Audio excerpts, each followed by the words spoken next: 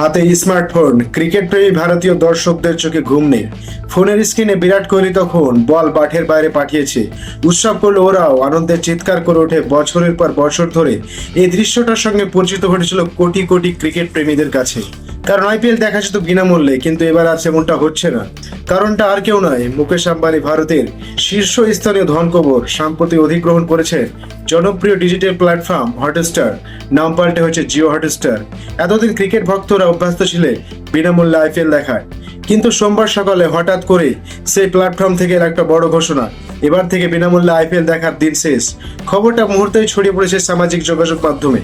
ক্ষোভ প্রকাশ করেছে সাধারণ দর্শক থেকে শুরু করে ক্রিকেট ভক্তরা, বিশেষ করে ভারতের ছাত্র সমাজ ও তরুণরা, যারা এতদিন বিনামূল্যে আইপিএল এর উত্তেজনা উপভোগ করত। তাদের মনে এখন একটাই প্রশ্ন, তাহলে কি আইপিএল আর তাদের জন্য নয়? ক্রিকেট প্রেমীদের আবেগ নিয়ে এই সিদ্ধান্ত নিঃসন্দেহে বিতর্কিত, তবে ব্যবসার দিক থেকে এটা পরিষ্কার সিদ্ধান্ত।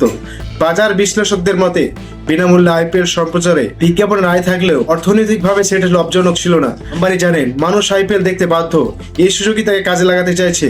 জিও আইপিএল এর বিপুল ফ্যান বেসকে পুঁজি করে সাবস্ক্রিপশন মডেল ভালো আয় করার লক্ষ্য এগোচ্ছে মুকেশ আম্বানি।